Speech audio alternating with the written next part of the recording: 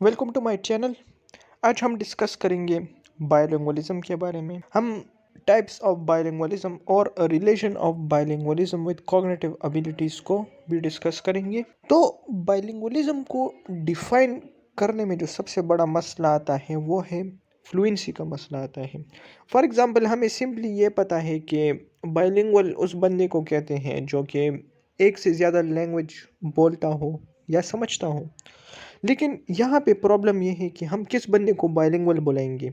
Language समझ सक यानी कि एक बंदा सिर्फ दूसरे लैंग्वेज को समझ सकता हो तो हम उसे बाइलिंगुअल कहेंगे, या वो उस लैंग्वेज को सिर्फ बोल सकता हो हम उसे बाइलिंगुअल कहेंगे, या वो बंदा किस हद तक उस लैंग्वेज को समझता हो। तो ये डिफरेंट फैक्टर्स हैं जो कि बाइलिंगुअलिज्म को डिफाइन करने में मुश्किलात पैदा करते हैं। The degree of fluency or competence in a language is a key factor dispute in arriving at a reliable definition of bilingualism. Different linguists ने bilingualism को define करने की कोशिश की। Bloomfield, for example, defines bilingualism as native-like control over two languages. तो Bloomfield ने bilingualism को define किया और उसने ये कहा कि उस बंदे को बाइलिंगुअल कहा जाएगा जो कि नेटिव लाइक कमांड रखता हो दोनों लैंग्वेजेस पे। अब ये डिफिनीशन जो है तो ये काफ़ी रिस्ट्रिक्टिव है, क्योंकि इस डिफिनीशन के मुताबिक वो बंदा बाइलिंगुअल नहीं है जो कि लैंग्वेज पे नेटिव की तरह कमांड नहीं रखता। तो ये तो इम्पॉसिबल है ना। फॉर एग्जांपल कोई भी शख्स हो, अगर वो क्रिटिकल पीरियड के बाद अगर वो एक लैंग्वेज को लर्न करता है तो वो नेटिव की तरह कमांड उस पे हासिल नहीं कर सकता। बहुत कम ऐसे लोग होते हैं जो कि नेटिव की तरह कमांड हासिल कर लेते हैं सेकंड लैंग्वेज पे, इसलिए ये डिफिनीशन काफ़ी लिमिटेड है। फिर होगन जो है वो बाइलिंगुअलिज्म को डिफाइन करते हैं और उसके मुताबिक bilingualism begins when a person of one language start producing complete meaningful utterances in another language. तो होगन कहता है कि उस शख्स को बाइलिंगुअल कहा जाएगा जो कि सेकंड लैंग्वेज में एक्यूरेट सेंटेंसेस प्रोड्यूस कर सकता हो, तो उसको हम बाइलिंगुअल कहेंगे। फिर डायबोल जो है तो वो थर्ड डिफिनीशन देता है कि bilingualism is the phenomena when a person begins to understand utterances in second language even if he is unable to produce utterances in it। तो डायबोल कहता है कि हम उस बंदे को बाइलिंगुअल कहेंगे जो कि सेकंड लैंग्वेज को सिर्फ समझ सकता हो, यानी कि वो बोल नहीं सकता हो लेकिन सिर्फ समझ सकता हो, तो हम उसे बाइलिंगुअल कहेंगे। हर एक डिफिनीशन को डिफरेंट वजूहात की बिना पर क्रिटिसाइज किया गया है। फॉर एग्जांपल जो हमारे पास फर्स्ट डिफिनीशन है तो ये तो काफ़ी ज़्यादा रिस्ट्रिक्टिव है और काफ़ी ज़्यादा हार्श डिफिनीशन है। All the definitions are limited in their scope because initial ones hold a restrictive view, which is not practicable because we can hardly have such bilinguals who have got equal and native like proficiency in two languages. The later definition और जो बाद वाली definitions हैं hold a liberal view, which is vague and not definite because there must be certain degrees of competence for a person to be termed as bilingual। यानी कि जो हमारे पास ये जो लास्ट डिफिनीशन है डायबोल्ट की, ये काफ़ी ज़्यादा लिबरल है। यानी कि ये कहता है कि सिर्फ अगर एक बंदा समझ सकता हो और बोल नहीं सकता तो वो बाइलिंगुअल है। यानी कि इसमें कॉम्पिटेंस की कुछ बात नहीं की गई है, सिर्फ जो है तो लिसनिंग के बारे में बताया गया है और स्पीकिंग के बारे में इस डिफिनीशन में कुछ भी नहीं बताया गया। अब हम स्टडी करेंगे टाइप्स या डिग्रीज ऑफ बाइलिंगुअलिज्म। तो हमारे पास है receptive and productive bilingualism. Receptive bilinguals are those who can understand और read a language but can't speak or write it। यानी रिसेप्टिव बाइलिंगुअल्स उनको कहा जाएगा जो कि एक लैंग्वेज को सिर्फ समझ सकते हो, वो उसे रीड नहीं कर सकते हो या उसे स्पीक या राइट नहीं कर सकते हो। तो इस तरह के बाइलिंगुअल्स को रिसेप्टिव बाइलिंगुअल्स कहा जाता है। फिर है productive bilinguals. Productive bilinguals are those who can understand as well speak write in a particular second language. तो प्रोडक्टिव बाइलिंगुअल्स वो हैं जो कि सेकंड लैंग्वेज को अंडरस्टैंड भी कर सकते हो, उसे बोल भी सकते हो, राइट भी कर सकते हो। फिर हमारे पास है एडिटिव एंड सब्ट्रैक्टिव बाइलिंगुअलिज्म। तो एडिटिव बाइलिंगुअलिज्म का मतलब ये है कि जब आप सेकंड लैंग्वेज को लर्न करते हैं तो आप फर्स्ट और सेकंड लैंग्वेज दोनों में आप प्रोग्रेस करते हैं। यानी कि आपके सेकंड लैंग्वेज की वजह से आपके फर्स्ट लैंग्वेज को भी फ़ायदा होता है। सब्ट्रैक्टिव बाइलिंगुअलिज्म का मतलब ये है कि जब आप सेकंड लैंग्वेज को एक्वायर करते हैं तो उसका फर्स्ट लैंग्वेज पे नेगेटिव इम्पैक्ट होता है या उसका उस पे नेगेटिव असर होता है। For example language attrition, losing native और सेकंड लैंग्वेज, यानी कि जब आप सेकंड लैंग्वेज को लर्न करते हैं तो आप फर्स्ट लैंग्वेज को लूज भी कर सकते हो। दूसरा है लेक्सिकल रिलैक्सिफिकेशन। इसका मतलब ये है कि जब आप सेकंड लैंग्वेज को लर्न करते हो तो आप स्लोली स्लोली फर्स्ट जो लैंग्वेज है या जो आपकी नेटिव लैंग्वेज है आप उसके सर्टन वर्ड्स को आप फॉरगेट करते हो और उसकी जगह पे आप सेकंड लैंग्वेज के वर्ड्स को यूज़ करते हो। फॉर एग्जांपल आपकी नेटिव लैंग्वेज कोई भी हो, लेकिन जब आप इंग्लिश को लर्न करते हैं तो फिर आप जो है अपनी नेटिव लैंग्वेज में इंग्लिश के कुछ वर्ड्स भी यूज़ करते हैं, तो इसे लेक्सिकल रिलैक्सिफिकेशन कहते हैं। थर्ड हमारे पास है simultaneous and consecutive bilingualism. Simultaneous bilingualism का मतलब ये है कि एक बंदा जो है वो L1 और L2 को जो है वो at the same time acquire करता है, यानी कि एक बच्चा जो है वो बचपन में ही दो लैंग्वेजेस को एक्वायर कर लेता है। और ये उन केसेस में होता है कि जब बच्चे के दोनों पेरेंट्स जो हैं वो डिफरेंट लैंग्वेजेस बोलते हों या बच्चा जिस स्कूल में पढ़ता हो उसमें जो लैंग्वेज है वो डिफरेंट हो, तो ऐसे बच्चे जो हैं तो वो दोनों लैंग्वेजेस जो है तो वो एक ही टाइम में एक्वायर कर लेते हैं या जो क्रिटिकल पीरियड है उससे पहले एक्वायर कर लेते हैं। फिर है कंसेक्यूटिव बाइलिंगुअलिज्म। तो कंसेक्यूटिव बाइलिंगुअलिज्म का मतलब ये है कि बंदा जो है वो L1 को एक्वायर करने के बाद L2 को एक्वायर कर लेता है। फिर हमारे पास कंसेक्यूटिव बाइलिंगुअलिज्म की दो टाइप्स हैं।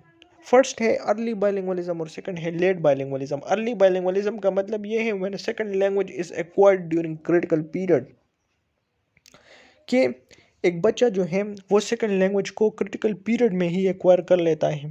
Late bilingualism when the second language is acquired after the critical period. और लेट बाइलिंगुअलिज्म का मतलब ये है कि जब सेकंड लैंग्वेज को क्रिटिकल पीरियड के बाद एक्वायर किया जाता है। अब for your information, critical period उस पीरियड को कहते हैं कि जिसमें बच्चा जो है वो लैंग्वेज एक्वायर कर सकता हो।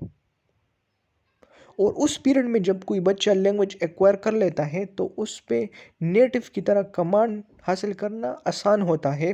तो इसलिए जिन लोगों ने क्रिटिकल पीरियड में ही सेकंड लैंग्वेज एक्वायर की होती है तो उनकी प्रोफिशेंसी बहुत ज़्यादा होती है बनिस्बत उन लोगों के जो कि क्रिटिकल पीरियड के बाद एक्वायर करते हैं।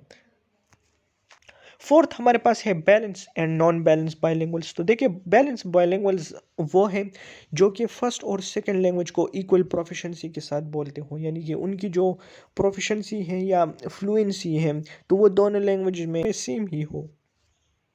नॉन बैलेंस बाइलिंगुअल वो होते हैं जो कि एक लैंग्वेज में प्रोफिशिएंट होते हैं लेकिन दूसरे लैंग्वेज में वो प्रोफिशिएंट नहीं होते।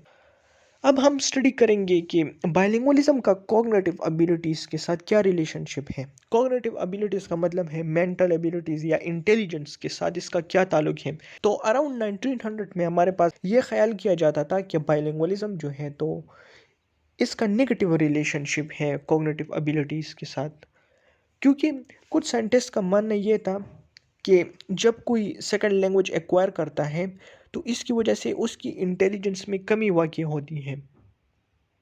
When an individual becomes a bilingual, it may decrease his or her intelligence. Some people, such as Samuel Butler, believe that when a person acquires or learns a second language, it undermines his or her talent. The more language a man can speak, the lower intelligence a person has. In 1900 and 1920, bilingualism was associated with lower intelligence in Europe. फिर दूसरा हमारे पास है neutral relationship, यानी कि फिर बाद में कुछ स्टडीज़ कंडक्ट की गई और उस स्टडीज़ के मुताबिक जो बाइलिंगुअलिज्म है, बाइलिंगुअलिज्म का कॉग्निटिव एबिलिटीज़ के साथ कोई ताल्लुक नहीं है। If a person has the motivation opportunity he or she may become bilingual. It means that bilingualism, acquiring a second language, has nothing to do with cognitive ability. All individuals can become bilingual provided that opportunity and driven by motivation. यानी कि इसके मुताबिक हर एक बंदा जो है तो वो बाइलिंगुअल बन सकता है अगर उसके पास मोटिवेशन हो और इसका उसकी मेंटल कैपेबिलिटीज़ पे कोई असर नहीं पड़ता। लेकिन जो मोस्ट फेमस रिलेशनशिप है, लेकिन फिर 1960s में डिफरेंट स्टडीज़ कंडक्ट की गई और उन स्टडीज़ के मुताबिक जो है तो बाइलिंगुअलिज्म का कॉग्निटिव एबिलिटीज़ के साथ पॉजिटिव रिलेशनशिप है। यानी कि इन स्टडीज़ में यह देखा गया कि जो बच्चे बाइलिंगुअल हैं तो वो उन बच्चों से बेहतर हैं जो कि मोनोलिंगुअल हैं। In the early 1960s, research studies were conducted that suggest that there is a positive relationship between the two. Some studies show that cognitive abilities increase due to bilingualism. और कुछ स्टडीज़ ने यह दिखाया कि bilingualism की वजह से जो मेंटल एबिलिटीज़ हैं या कॉग्निटिव एबिलिटीज़ हैं तो ये इंक्रीज हुई हैं। For instance Bialystok 2009 suggest that acquiring a second language may prevent the symptoms of Alzheimer disease. यानी कि बेलस्टॉक जो है तो ये आर्ग्यू करते हैं कि बाइलिंगुअलिज्म की वजह से अल्जीमर में कमी आती है। अब आपको पता है कि अल्जीमर जो है तो ये एक डीजेनरेटिव डिजीज़ है। तो इस स्टडी के मुताबिक जो लोग बाइलिंगुअल होते हैं तो अल्जीमर जो है तो उस पर अटैक नहीं करता, या जब अटैक करता है तो बहुत देर बाद करता है। तो इस स्टडीज़ के मुताबिक जो बाइलिंगुअल्स होते हैं उनमें अल्जीमर के सिम्टम्स कम होते हैं। Similarly, in research study, bilinguals perform those tasks faster than monolinguals, which required complex stimuli involving switching or updating. फिर डिफरेंट स्टडीज में ये भी देखा गया कि बाइलिंगुअल जो है उन्होंने मोनोलिंगुअल की निस्बत उन टास्क को ज़्यादा तेज़ी से परफॉर्म किया जिसमें स्टिमुलाई इन्वॉल्व थी। यानी कि वो गेम्स जिसमें क्विक रिस्पॉन्स या क्विक रिफ्लेक्स एक्शन की ज़रूरत पड़ती है तो उसमें बाइलिंगुअल अच्छे थे। For instance in Montreal, Pearl and Lambert examined a 10-year-old middle class bilingual and monolingual children. All the former were assessed as having equal proficiency in French and English. अब पील and Lambert ने middle class bilingual और monolingual बच्चों पे research की। अब जो bilingual थे तो वो फ्रेंच और इंग्लिश में उनकी इक्वल प्रोफिशेंसी थी। फिर the bilinguals were found to outperform their monolingual counterparts on both verbal and non-verbal intelligence tests. तो इस स्टडी में बाइलिंगुअल्स ने मोनोलिंगुअल्स को डिफीट किया। The authors were obliged to note, however, their study could not determine directionality. Do more intelligent children become bilingual, or does bilingualism enhance intellectual development? लेकिन एक सवाल इस स्टडीज़ में अब भी मौजूद है कि क्या इंटेलिजेंट बच्चे जो हैं वो बाइलिंगुअल बनते हैं या बाइलिंगुअल बनने के बाद बच्चे इंटेलिजेंट हो जाते हैं। तो इसका हमें अभी तक पता नहीं चला। Thanks for watching my video. If you have any question you can ask. Please like and subscribe my YouTube channel.